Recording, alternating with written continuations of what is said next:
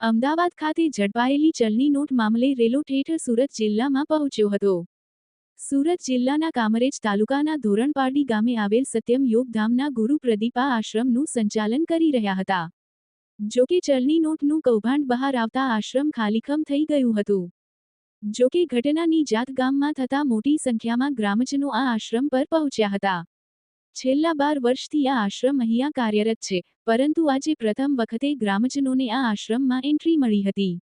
કેમ કે ગ્રામજનોને અહીંયા પ્રવેશ નિષેધ હતું। આશ્રમ પર પહોંચેલા ગ્રામજનો દ્વારા આશ્રમ સંચાલક પ્રદીપજી પર ગંભીર આક્ષેપ કરવામાં આવ્યા હતા। આ આશ્રમ જ્યારથી અહીંયા ચાલુ થયું ત્યારથી આ વિવાદમાં ઘેરાયેલું રહે છે। અગાઉ અહીંયા આત્મહત્યાની પણ ઘટના બની હતી તો આ આશ્રમમાં રાત બેરાત યુવતીઓ પણ આવતી હતી, જેમાં ગ્રામજનો દ્વારા અગાઉ વિરોધ કરવામાં આવ્યો હતો। ગ્રામજનો દ્વારા આશ્રમમાં 2 ભોયરા પણ શોધી કાઢવામાં આવ્યા હતા, જેમાં એક ભોયરામાં મોટી માત્રા સામગ્રી મળી આવી હતી, જ્યારે આશ્રમના હોલમાં પણ ટાઇલ્સ તોડી એક ભોયરું શોધી કાઢવામાં આવ્યું હતું અને એકના બાળકને અંદર ઉતારી ચેક કરવામાં આવ્યું હતું। જોકે ત્યાં માત્ર અંડરગ્રાઉન્ડ પાણીની ટાંકો હોવાનું સામે આવ્યું હતું। આશ્રમના પરિસરમાંથી 2 નવી નક્કોર કાર પણ મળી આવી હતી, જે બંને કારના નંબર પણ એક જ હતા। ગ્રામજનો દ્વારા માંગ કરવામાં આવી હતી કે ગુરુજીની મિલકતની તપાસ કરવામાં આવે અને તેની આવકની તપાસ કરવામાં આવે। જગદીશ સાટિયા, ન્યૂઝ 14 કામરેજ। આપનું નામ? રાકેશભાઈ પટેલ, ધોરણપારડી। રાકેશભાઈ, તમારા ગામમાં જે આશ્રમ છે, ચલણી નોટ જે ડુપ્લિકેટ નોટ છપાતી હતી તેમાં આ ભાઈ સંડોવણી છે, શું કહેશો? અને આ આશ્રમમાં કઈ પ્રવૃત્તિ ચાલતી? આશ્રમમાં છેલ્લા 8-10 વર્ષથી આશ્રમ અમારા ગામમાં ચાલતો હતો અને એમાં આયુર્વેદિક દવાના નામે આશ્રમ ચાલતો હતો। પણ આજે એવું જાણવા મળ્યું છે કે આશ્રમની અંદર 500ના દરની 2 નંબરની નોટો છપાતી હતી।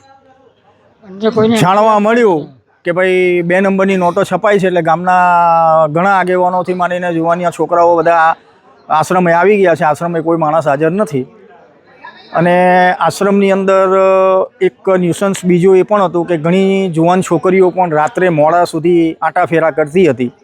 ગામના કોઈ વ્યક્તિઓને આશ્રમની અંદર પ્રવેશ આપતા નહોતા। મોટા દરવાજા એમના હોય એ દરવાજા કાયમને માટે બંધ રહેતા હતા।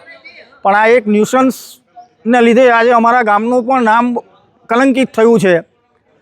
તો અમારા ગામના તમામ વ્યક્તિઓની એવી માંગ છે કે ભાઈ આ કાયમને માટે એને સીલ કરીને આશ્રમને સદંતર બંધ કરી દેવો જોઈએ।